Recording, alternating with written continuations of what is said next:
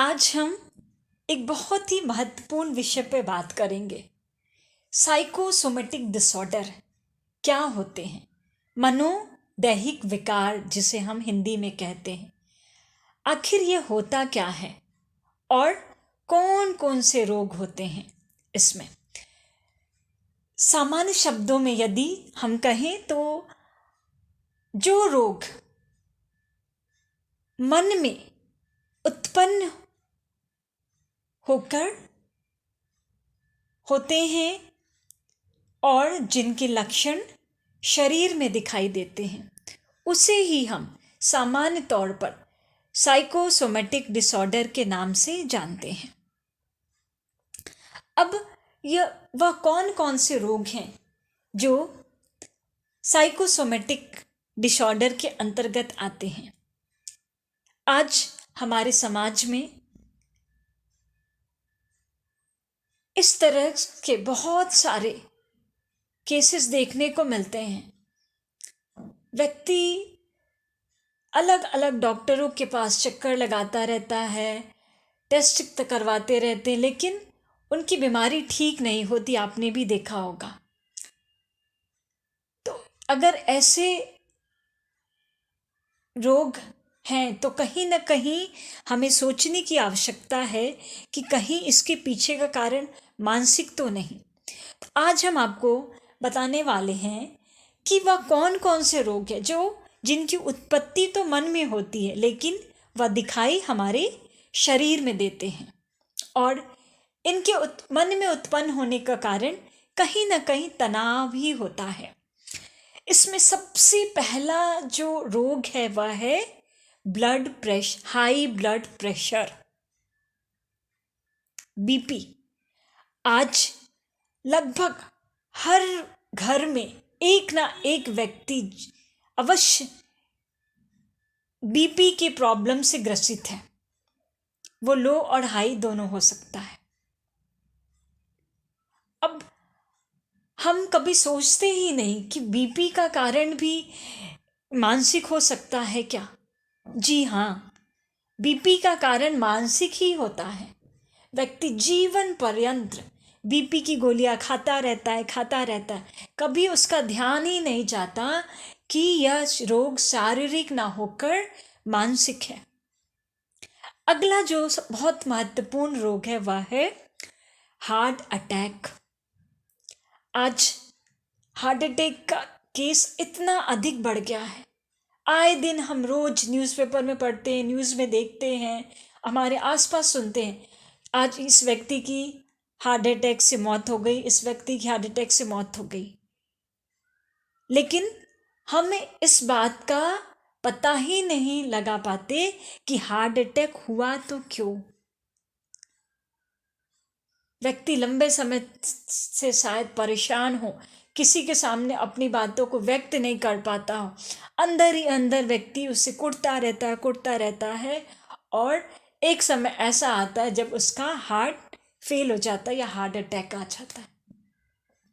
तो ये भी एक तरह से कहीं ना कहीं मानसिक ही है, या आकर शरीर में दिखाई देता है।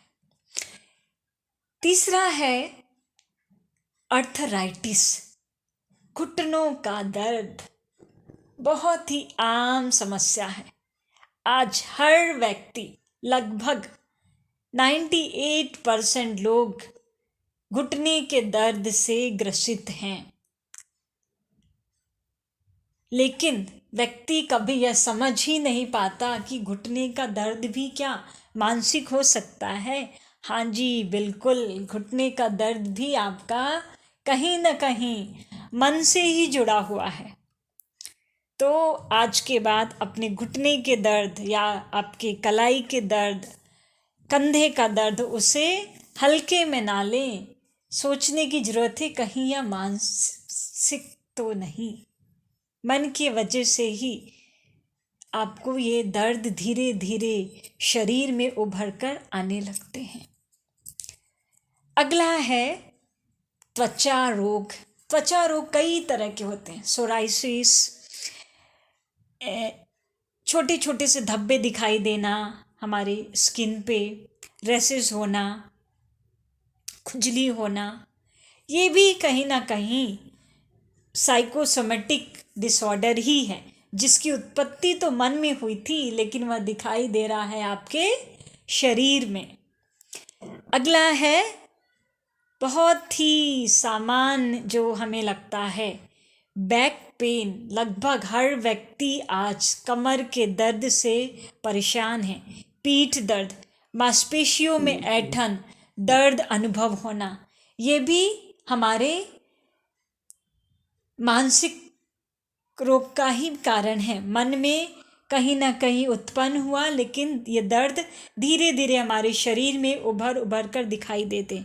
पेट में दर्द होना, थकान होना, बार बार अत्यधिक थकान होना, कई बार हमने ज़्यादा काम कर लिया, थकान होना वो अलग बात है। लेकिन व्यक्ति ज़्यादा कुछ ऐसा काम नहीं करता, प्रॉपर उसको नींद आ रही है, फिर भी यदि उसका थकान नहीं जाता है, बना रहता है, तो यह भी कहीं ना कहीं मानसिक ही है, साइकोसोमेटिक, जिसकी उत्पत्ति तो मन में हुई लेकिन वह उभर कर शरीर में दिखाई दे रहा है। पेप्टिक अल्सर, आंतों में छाले होना।